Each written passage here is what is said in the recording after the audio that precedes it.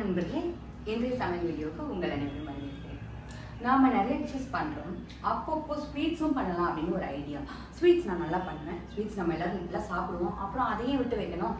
So எந்த ஸ்வீட்லேருந்து start பண்ணலாம் அப்படின்னா, எல்லாருக்கும் பிடிச்ச ஒரு அல்வாலேருந்து ஸ்டார்ட் பண்ணலாம். அதுலேயும் கொஞ்சம் ட்ரெடிஷ்னலாக நம்ம ரொம்ப நாள் யூஸ் பண்ணிகிட்டு இருக்க கொஞ்சம் ஹெல்த்தியான காயில் பண்ணக்கூடிய காசி அல்வாலேருந்து தொடங்கலாம் அப்படின்னு நினச்சி இன்றைக்கி நம்ம காசி அல்வா எப்படி பண்ணுறதுன்னு பார்க்க போகிறோம்.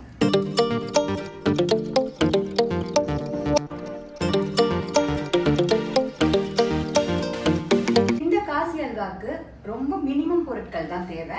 குங்குமப்பூ எடுத்துட்டு இருக்கேன். கொஞ்சமா சுடு தண்ணி ஊற்றி ஊற வச்சிடலாம். இருக்கட்டும். சின்ன பூசணிக்காய் இருக்கும் இல்லைங்களா, அதில் ஒரு பாதி பூசணிக்காய் எடுத்துட்டு இருக்கேன், உங்களுக்கு தெரிஞ்சிருக்கும். இப்போ நம்ம இதை எப்படி அளவெடுக்க போறோம் அப்படிங்கிறது ரொம்ப முக்கியம். இப்போ இது தண்ணியோட இருக்கு இல்லைங்களா, நாம் என்ன பண்ணோம்னா இந்த தண்ணியை கொஞ்சம் பிழிஞ்சிட்டு இந்த மாதிரி கப்பில் வச்சு இது எத்தனை கப்பு வருது அப்படின்னு அளந்துக்க போகிறோம். அதுக்கேற்ற மாதிரி தான் நாம் இதில் சர்க்கரை சேர்க்க போகிறோம். இப்போ நம்ம இதை ஒரு கப்புன்னு வச்சுக்குவோம். ஸோ ஒரு கப்பு. ரொம்ப ஒரு சிலர் சொல்லுவாங்கல்ல, அப்படியே துணியில் வச்சு பிழியணும், அப்படிலாம் புளிய வேணாம். இந்த அளவுக்கு புளிஞ்சாலே போதும், நல்லா வந்துடும். பார்த்தீங்கன்னா கொஞ்சம் தண்ணி தான் நமக்கு மிச்சம் ஆயிருக்கு. 2 கப்பு வந்திருக்கு. ஸோ இந்த 2 கப்புக்கு வந்து நம்ம என்ன பண்ண போறோம்னா, இதில் 3/4 கப்பு இல்லைன்னா 1 கப்பு சர்க்கரை எடுத்துக்கலாம். இல்லை 3/4 கப்பு எடுத்து நீங்கள் பாருங்க, உங்களுக்கு அது கரெக்டாக இருக்கா அப்படின்னு பார்த்துட்டு ஒருவேளை சுகர் பத்தலை அப்படின்னு தோணுச்சுன்னா நீங்கள் இன்னும் போட்டுக்கலாம். ஸோ ஃபர்ஸ்ட் நம்ம 3/4 கப்பு அளவு எடுத்துக்குவோம் இதுக்கு. ஸோ ஃபர்ஸ்ட் நம்ம ஸ்டவ் பற்ற வச்சுட்டு எப்பயும் பண்ணுற அந்த முந்திரி வறுக்கிற வேலையை தான் ஃபஸ்ட்டு பார்க்க போகிறோம். நெய் கொஞ்சம் ஊற்றி அது காஞ்ச உடனே ஒரு 10 முந்திரி பருப்பு வந்து நான் குட்டி குட்டியாக நறுக்கி வச்சுருக்கேன்.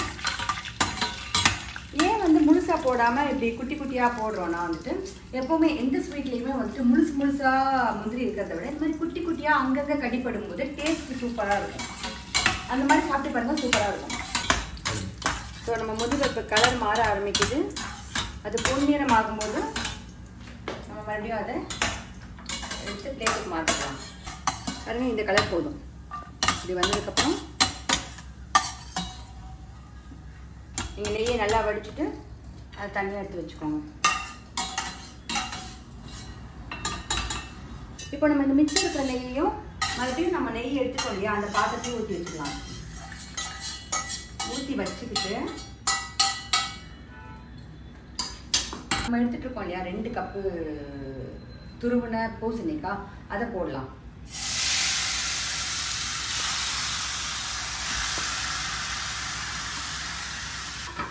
பூசணிக்காய் தண்ணி காய் இல்லையா, ஸோ அந்த தண்ணி வச்சா நம்ம கொஞ்சம் வதக்கணும்.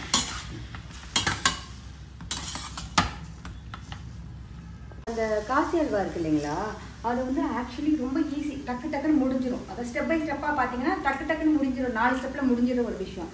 இந்த டைம் எடுக்கிற ஒரு வேலை கொஞ்சம் வந்து நம்ம பார்த்து பண்ண வேண்டிய ஒரு விஷயம்னா அது இந்த பூசணிக்காவை நம்ம வதக்கிறது மட்டும்தான். ஸோ இப்போ நம்ம வதக்குறோம் இல்லையா, இதில் தான் நம்ம பூசணிக்காய் வேகும். இதில் சாப்பிட்ருப்பீங்களா, அது லேசாக ஒரு இனிப்பாக ஒரு நெருப்பு டேஸ்ட்டோடு இருக்கும்ல, அந்த மாதிரி பண்ணணும்னா நம்ம இந்த மாதிரி தான் பண்ணணும். காசி அல்வா வந்து நிறைய பேரோட ஃபேவரட். எனக்கு காசி அல்வா கூட இருக்கிற மெமரி அப்படின்னு பார்த்தீங்கன்னா, குக் வித் கோமாளியில் வந்துட்டு அந்த செஃப் ஆஃப் த வீக் வாங்குவோம் இல்லையா, அதுக்கு வந்து நான் ஷக்கிலாமா ஒரு 4 பேர் இருக்கோம், எல்லாரும் அல்வா அன்னைக்கு. ஓகேவா, நான் பண்ணது வந்து அசோகா அல்வா, அதாவது பாசிப்பருப்பில் பண்ணுவாங்கள்ல, அது செம்ம டேஸ்டாக இருந்தது. வாவ் அப்படின்ற மாதிரி இருந்ததுன்னு வச்சுக்கோங்களேன். ஆனால் அன்றைக்கி ஜெயிச்சது ஷக்கிலாமா. ஏன்னா அவங்க காசி அல்வா பண்ணாங்க, சூப்பராக பண்ணிட்டாங்க, என்னோட சூப்பராக பண்ணிட்டாங்கன்றதுலாம் அவங்க ஜெயிச்சிட்டாங்க. அதனால எனக்கு எப்போ காசி அல்வா பண்ணாலும் அந்த ஞாபகம் வந்துடும்.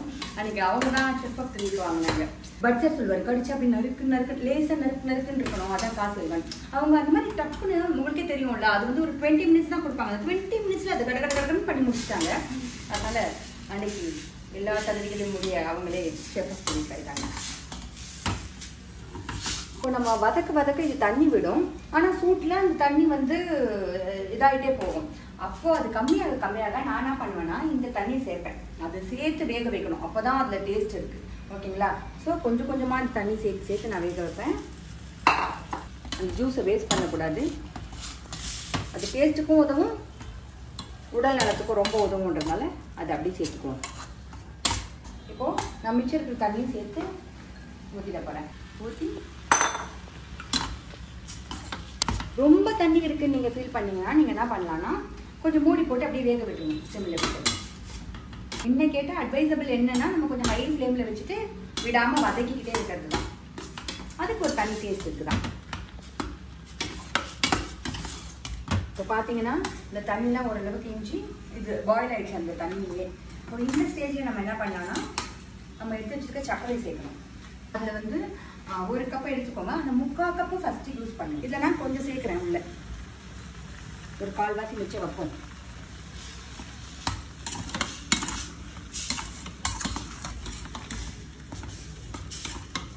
சுகர் சேர்த்துட்டு இப்போ இந்த ஸ்டேஜில் என்ன பண்ணுங்கள், ஒரு ஸ்பூன் நெய் இதில் சேருங்க. அப்புறம் நம்ம குங்குமப்பூ கரைச்சி வச்சுருக்கோம் இல்லையா, அதையும் இப்போ இதில் சேர்த்துருங்க. ஒரு சிலர் வந்து இதில் வந்து பால் சேர்த்து ஊற வைப்பாங்க குங்குமப்பூவில். அப்போது நமக்கு கலர் நல்லா வராது. உங்களுக்கு நல்ல கலர் வேணும்னா நீங்கள் வெறும் தண்ணியில் தான் ஊற வைக்கணும். இப்போ தான் வந்து தக்கன்னு அந்த தங்க கலர் வரும். காசி அல்வாக்கியுடைய தங்க கலர் வந்து நம்ம அந்த குங்குமப்பூ சேர்த்ததுக்கப்புறம் சக்கரை சேர்த்ததுக்கப்புறம் தான் வர ஆரம்பிக்கும். நான் டேஸ்ட் பண்ணி பார்த்துட்டு நான் என்ன கன்க்ளூஷனுக்கு வந்தேன்னா, நான் இந்த மிச்ச சர்க்கரையும் இதில் சேர்த்துடலான்ற கன்க்ளூஷனுக்கு வந்துட்டேன். ஆனால் இந்த சர்க்கரை கொஞ்சம் இன்னும் அந்த தண்ணி அந்த சர்க்கரை பாகாக இருக்கும் இல்லையா, அது இஞ்சிற வரைக்கும் இது வேகட்டும். பார்த்தீங்கன்னா இது 3/4 ரெடி ஆகிடுச்சு. இன்னும் கொஞ்சம் நேரம் வெந்தால் போதும். தண்ணியும் எல்லாம் ஃபுல்லாக வற்றிடுச்சு. இப்போ நம்ம ஒரு 2 பிஞ்சு ஏலக்காய் பொடி வச்சுருக்கோம். அதை சேர்த்துட்டு இவற்றை கிண்டி விடுங்க. இப்போயே அல்வா வாசம் ஊற துளைக்க ஆரம்பிச்சிடும். ஏலக்காய் போட்ட உடனே அது ஒரு மனம் தாங்க. இப்போ என்ன பண்ணுங்க, மறுபடியும் ஒரு 2 ஸ்பூன் நெய் இதில் ஊற்றிட்டு நல்லா கிளறி விடுங்க. இதுதான் தண்ணி ஃபுல்லாகவே வற்ற ஆரம்பிச்சிருச்சு. ஒரு 5 நிமிஷத்தில் நம்ம இறக்கிடலாம்.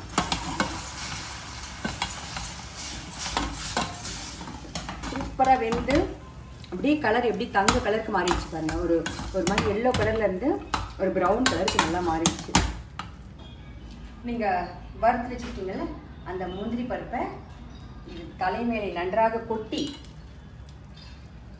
இந்த மிச்சம் வச்சுருக்கீங்கல்ல அந்த நெய், இன்னொரு 2 ஸ்பூன் நெய் அதையும் அப்படி கொட்டி, பார்த்தீங்களா தண்ணி எப்படி வத்திருச்சு. இந்த அளவுக்கு நம்ம வேக வைக்கணும். அப்படி தூக்கி எடுத்தீங்கன்னா சூப்பர் காசி அல்வா ரெடி. இதில் நீங்கள் ரொம்ப முக்கியமாக பார்க்க வேண்டிய விஷயம் என்னென்னா, நம்ம ஃபஸ்ட்டு அந்த பூசணிக்காவை போட்டு வதக்குறோம்ல, அந்த தண்ணி வத்த வேக வைக்கிறோம்ல, அதுதான் ரொம்ப முக்கியம். அது நல்லா வேக அந்த தண்ணி வத்த தான் பூசணிக்காய்க்குன்னு ஒரு ஸ்மெல் இருக்கும். அந்த ஸ்மெல் போகும். அந்த ஸ்மெல் போனால் தான் அது அல்வா ஃபீலுக்கு வரும். இல்லைனா வந்து ஒரு பச்சை காய்கறி வாசம் வரும், பச்சை ஸ்மெல் வரும். அது இல்லாத அளவுக்கு நீங்கள் பண்ணணும். ஸோ இந்த பதத்துக்கு வந்துச்சுன்னா கண்டிப்பாக உங்களுக்கு அது இருக்காது.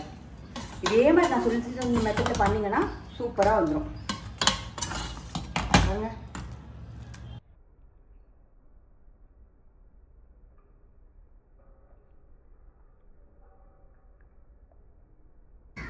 ஸ்வீட் கார்ன் காஃபி அப்படின்னு சொல்லுவாங்கல்ல, அந்த ஸ்வீட்டாக நீங்கள் இந்த ஸ்வீட்டை பண்ணி கொடுத்தீங்கன்னா வேறு லெவலில் இருக்கும். இப்போது அல்வா நிறைய இருக்குது. ஆனால் இந்த மாதிரி ட்ரெடிஷ்னல் அல்வாஸை வந்துட்டு அதோட அழகு மாறாமல் நம்ம அப்படியே பண்ணும்போது அது நமக்கு ஒரு சந்தோஷம். வீட்டில் இருக்கவங்க சாப்பிட்டு வாவ் சூப்பர் அப்படின்னு சொல்லும்போது இன்னும் சந்தோஷம். பர்டிகுலராக இது வந்து நம்ம சாமிக்கெலாம் வைக்கிறதுக்கு இது ஒரு நல்ல ஆப்ஷன். எனக்கு அது நம்ம சாமி கும்பிடும்போது ஒரே மாதிரி ஸ்வீட் பண்ணி வைக்காமல் இந்த மாதிரி டிஃப்ரெண்ட்டாக பண்ணி வைங்க. இன்னொரு விஷயம், இதில் நம்ம போட்டுக்கிறது பார்த்தீங்கன்னா ஒயிட் சுகர் யூஸ் பண்ணியிருக்கோன்றது தவிர்த்து இது ரொம்ப ஹெல்த்தியான ஒரு டிஷ்ஷும் கூட. ஸோ ஸ்வீட் அப்படின்னும் போது அதில் எந்த அளவுக்கு நல்லது சேர்த்துக்க முடியும் அப்படின்னு பார்த்து நம்ம பண்ணலாம். அந்த வகையில் காசி அல்வா சூப்பர் அல்வா. ஸோ உங்களுக்கும் இது ரொம்ப பிடிக்கும்னு நம்புகிறேன். பண்ணி பார்த்துட்டு எப்படி இருந்துச்சுன்னு சொல்லுங்கள். இணைந்திருங்கள் நண்பர்களே, தொடர்ந்து பயணிப்போம்.